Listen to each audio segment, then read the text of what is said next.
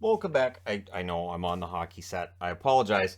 I wanted to get this done tonight. I was gonna do this earlier today, but really wasn't time. So the way that this ended up working out was I really didn't get to see much of the England USA game, which seems like I didn't miss a whole lot.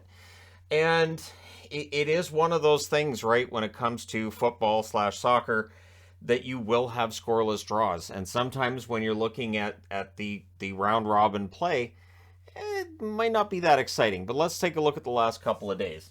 So Switzerland beat Cameroon 1-0, right? So Switzerland, one of the top teams in their group.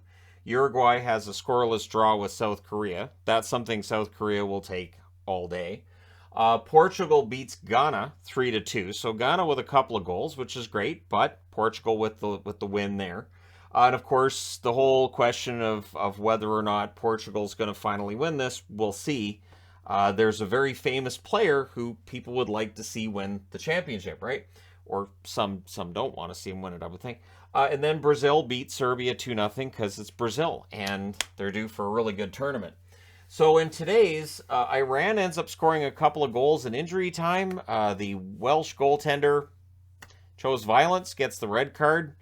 That's a rarity. I think they said it's the third time in World Cup history the goaltender's been thrown out of the game. So that's a thing that happened. But for Wales, that's a really tough loss for them, right? And we'll get into that. I'll get into this part. Senegal beats Qatar 3-1. So Qatar gets their first goal at the World Cup. Netherlands tied Ecuador. They had a lead in the second half. Ecuador did tie it. And then England had the scoreless draw with the U.S.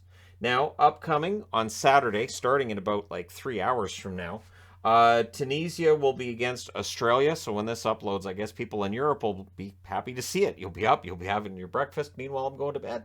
Poland against Saudi Arabia. Poland cannot take Saudi Arabia lightly. Poland, of course, needing points. France versus Denmark. That one should be a pretty solid game. Denmark having a tie in their first game. And France looking pretty darn good against Australia. Argentina against Mexico. So if Argentina is going to get out of their group, they're really gonna probably need some help because losing against Saudi Arabia means they get Poland and Mexico's not an easy country to beat.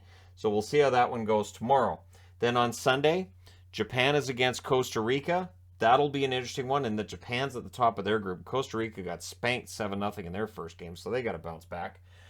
Belgium versus Morocco. I can't see Morocco winning that. I could see Morocco holding them to a draw.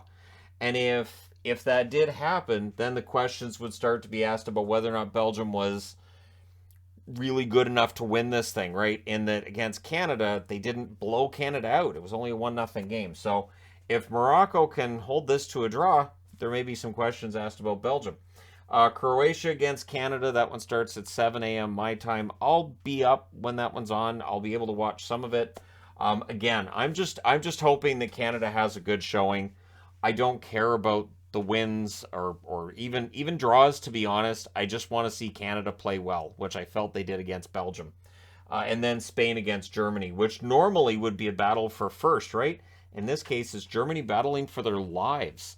If Germany loses tomorrow, that's pretty much done then, right? So when we look at the group play, Netherlands and Ecuador are both tied at the top of Group A with 4 points. Senegal has 3. So all of them are still actively alive in this tournament. Qatar is the first country eliminated, no points. And so there was talk about, did they try to bribe somebody to get, a win in that first game? Well, if they did, Ecuador said forget it. And yeah, now they're up against it because losing against Senegal means their last game's against Netherlands. I think I can go out on a limb and say Qatar's not beating Holland. I think I can say that with some certainty. The Orangemen are not losing against Qatar. In the B group, England with the 1 point. They end up now with 4 overall. Iran with their huge victory. They now have 3. USA with their 2 draws. They have 2 points. This is where the 3 points for a win becomes really important. Those draws can feel deflating. And Wales has 1 point. So Wales is up against it. I mean, technically they're still in this, but it has not been the kind of tournament for Wales that I think the Welsh were hoping for. Group C, Saudi Arabia, of course, with the 3 points. If they can win tomorrow, then they're all set. They book their spot in the next round. And I wouldn't be entirely surprised if they did so. Outside of that, France can book their ticket. Spain can as well. But Spain and Germany has to win that game.